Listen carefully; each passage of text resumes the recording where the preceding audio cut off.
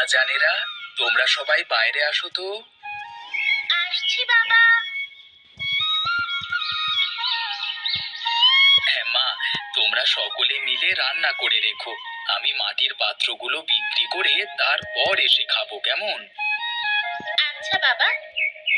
মা বকুল, ঘর থেকে আমার গামছাটা নিয়ে আসো তো মা। নিয়ে আসছি বাবা।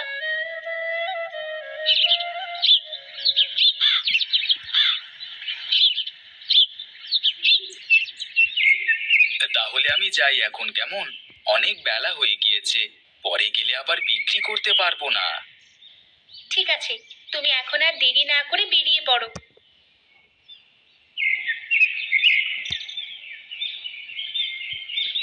বাবা তো বলে গেছে রান্না করে আমরা খেয়ে তার জন্য রেখে দিতে, কিন্তু ঘরে যা শুকনো লাকড়ি আছে সেটা দিয়ে তো এক বেলায় রান্না করা যাবে। রাত্রে আবার কি দিয়ে রান্না করব? তাহলে দুজনে শুকনো লাকড়ি নিয়ে আসতে বনে গেলে এবং তিনজন রান্না করলেই তো হয়। ঠিক বলেছিস। বকুল ও হাসনা হেনা দুজনে বনে যাবি খড়ি নিয়ে আসতে, আর আমরা তিনজনে মিলে রান্না করব। বেশ, তাহলে যাই তবে।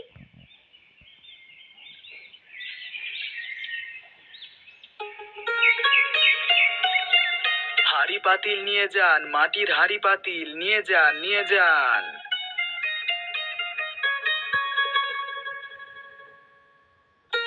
এই যে হাঁড়িওয়ালা ভাই, এদিকে আসেন তো, দেখি কেমন হাঁড়ি পাতিল নিয়ে এসেছেন।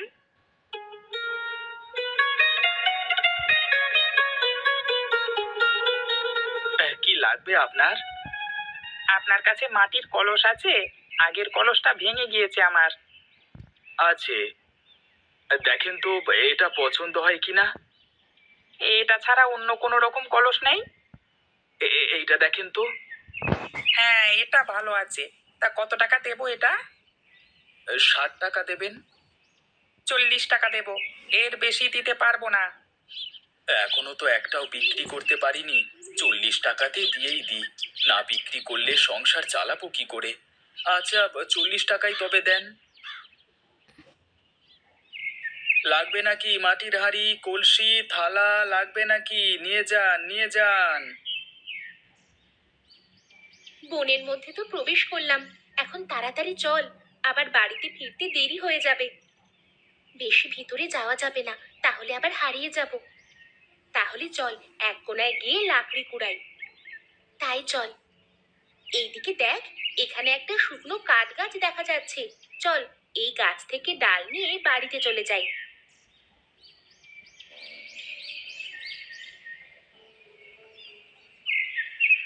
গাছটা নিচু হওয়াতে সহজেই ডাল ভাঙা যাচ্ছে। এক জায়গায় সব ডাল জড়ো করতে হবে, তারপর আশেপাশে আরো পড়ে থাকা ডালপালা কুড়িয়ে দুজনে দুটো আঁটি বেঁধে ফেলবো।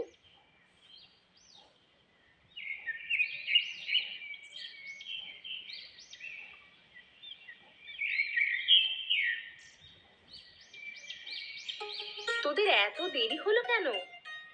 কাঠ তো খোঁজা লাগে, অনেক খোঁজাখুঁজির পরে লাকড়ি জোগাড় করে নিয়ে আসলাম।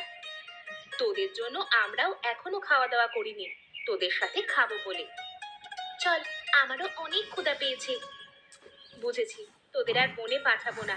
আমি আর শাপলা এরপর থেকে বনে যাব কাঠ নিয়ে আসতে। আচ্ছা, এখন সবাই চল খাওয়া শেষ করি। সবাই ঘরের ভিতরে চলে আয়। আপু, আজকে তোমাদের রান্না খুবই মজা হয়েছে। সত্যি, আজকে অনেক মজা হয়েছে। খাবার সময় বেশি কথা বলতে হয় না। মা বেলি, মা বেলি, ঘরে আছিস? বাবা, তুমি এসে গেছো? হ্যাঁ মা। আমরা খেতে বসেছি, তুমি ডালা বারান্দায় রেখে ভেতরে আসো। আচ্ছা মা, আচ্ছা ঠিক আছে। তোরা এত বেলায় খেতে বসেছিস কেন? বিকেল হয়ে গেছে তো। বকুল আর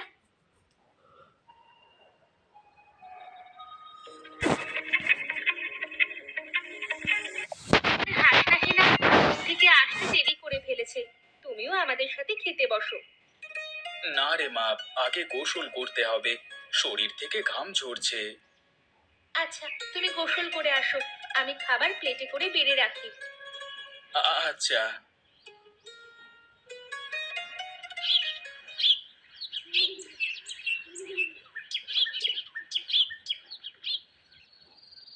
বাবা, আজকে ঝুড়িতে হাঁড়ি পাতিলগুলো আগের মতোই দেখা যাচ্ছে। বিক্রি হয়নি আজকে? না রে মা, সারাদিনে শুধু একটা কলস বিক্রি করেছি মাত্র। এমন করে সংসার চলবে কি করে? সেটা ভেবেই তো আমার মাথা ঘোরে। আপু, আমাদেরই কিছু একটা করতে হবে। তা না হলে বাবার জন্য আমাদের খাবার জোগাড় করতে কষ্ট হয়ে যাচ্ছে। আমরা মেয়ে মানুষ, আমরা কি কাজ করব বলতো? তোমার রান্নার হাত অনেক সুন্দর। তুমি চাইলে পিঠা বানিয়ে বিক্রি করতে পারো। সেটা দিয়ে আমাদের সংসার চলে যাবে। আমরাও সাহায্য করব। সেটা করলেও তো টাকা লাগবে। জিনিসপত্র কেনার টাকা কোথায় পাবো? বাবাকে বলো মোড়ল মশাইয়ের কাছ থেকে কিছু টাকা ধার নিয়ে আসতে। বাবা, তুমি কি যাবে মোড়ল সাহেবের বাড়ি? তোরা যদি পিঠা বানিয়ে বিক্রি করতে চাস তাহলে আমি যাব। কবে যাবে তুমি? আজকে তো রাত হয়ে গিয়েছে, কালকে সকালে যাব। তোরা এখন ঘুমিয়ে পড় কেমন, অনেক রাত হয়ে গিয়েছে। আচ্ছা বাবা।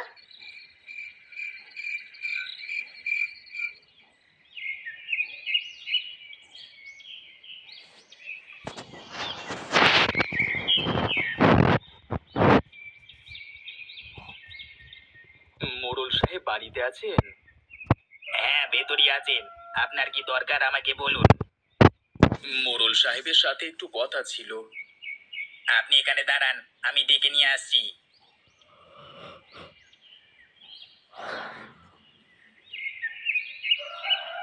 কি ব্যাপার মহেশ, তুই আমার বাড়িতে? একটা কাজে এসেছিলাম মোড়ল মশাই। কি কাজ বল দেখি। কিছুটা টাকা যদি ধার দিতেন তাহলে বড় উপকার হতো। টাকা দিয়ে কি করবি?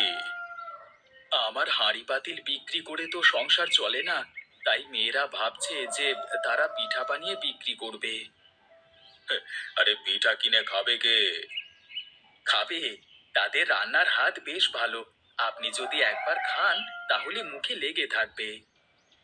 আচ্ছা, তা তোর কত টাকা লাগবে? 2000 টাকা হলেই হবে। আচ্ছা, দাঁড়া দিচ্ছি। সময় মতো দিস, কোনো সুদ লাগবে না। আল্লাহ আপনার ভালো করুক মোড়ল মশাই।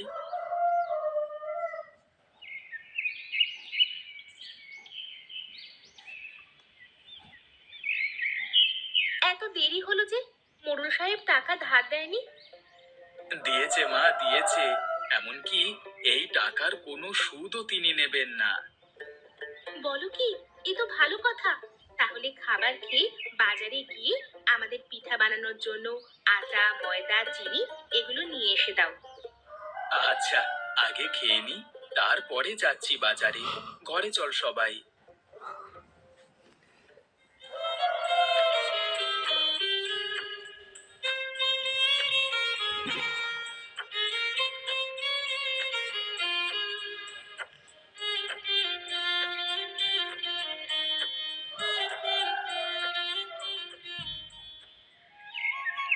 সবকিছু নিয়ে এসেছো বাবা? হ্যাঁ মা, তোরা পিঠা বানানো শুরু কর। আমি দেখি আজকে কোনো হাঁড়ি পাতিল বিক্রি করতে পারি কিনা।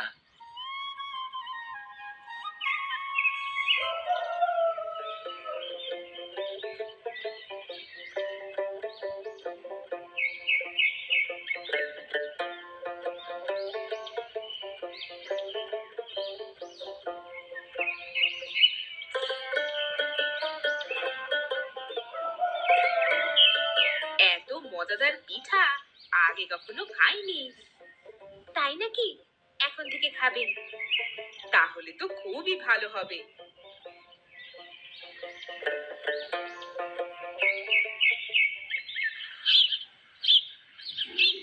তোদের সব পিঠা বিক্রি হয়েছে আজকে? কে কত টাকা বিক্রি করেছিস? সবাই একটা জায়গায় রাখ।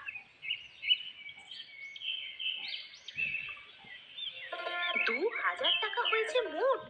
এমন করে বিক্রি হলে আমাদের আর অভাব থাকবে না।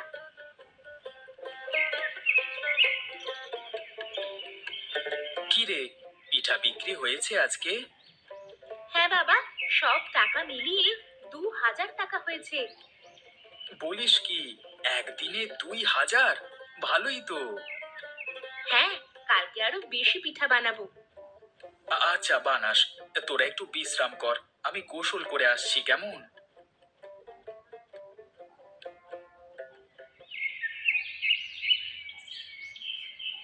চল চল মহেশের বাড়ি যাব, দেখি তার মেয়েরা নাকি पर्पल ऐप पे शुरू हुआ है 99 स्टोर गाइस। केसेस कैनेडा का लिप बाम लिया है, लेग में नाइट फाउंडेशंस लिए हैं। নানান ধরনের পিঠা বানাতে পারে, গ্রামে অনেক সুনাম ছড়িয়ে পড়েছে। চলুন সাহেব।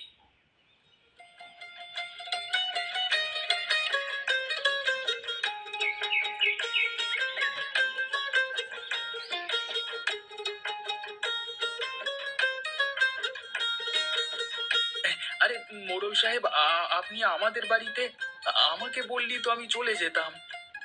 হে, তোর মেয়েদের দেখতে আসলাম, এটা তো আমার সৌভাগ্য।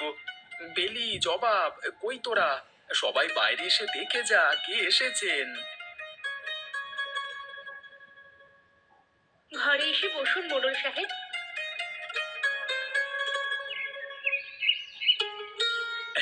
গরিবের বাড়িতে আপনাকে যে কি খেতে দিই। আরে তাড়াহুড়ো করিস না, তোর মেয়ের হাতে রান্না খেতে আসলাম তো। বেলি, তোরা মোড়ল সাহেবের জন্য খাবার নিয়ে আয়।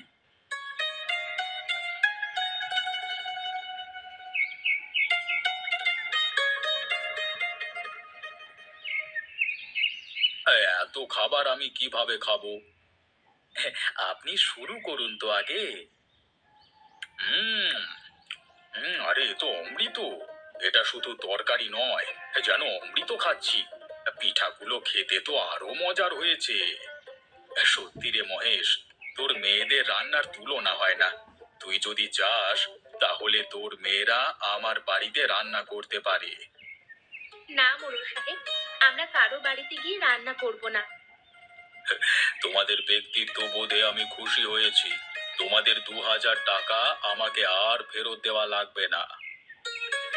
সবই আপনার দয়া মোড়ল সাহেব। গরিবের বাড়ি এসে অন্ন গ্রহণের জন্য আপনাকে অসংখ্য ধন্যবাদ।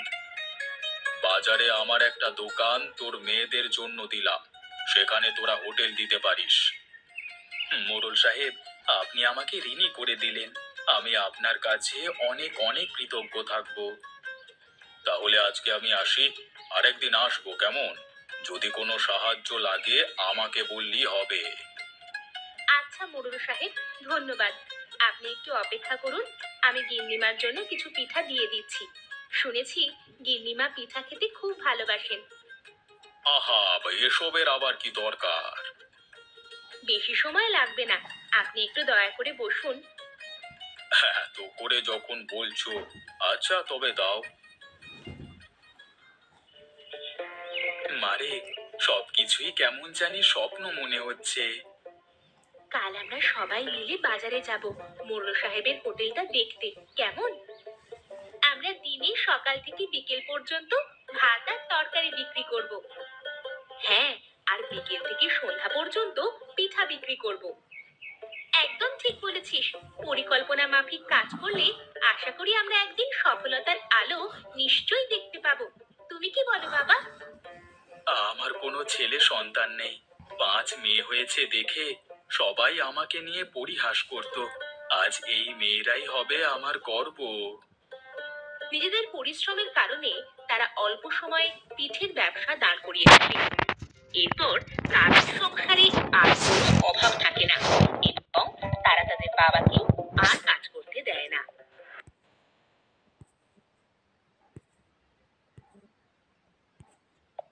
जब भी कुछ नया हो लेना Amazon चेक कर लेना। Download now.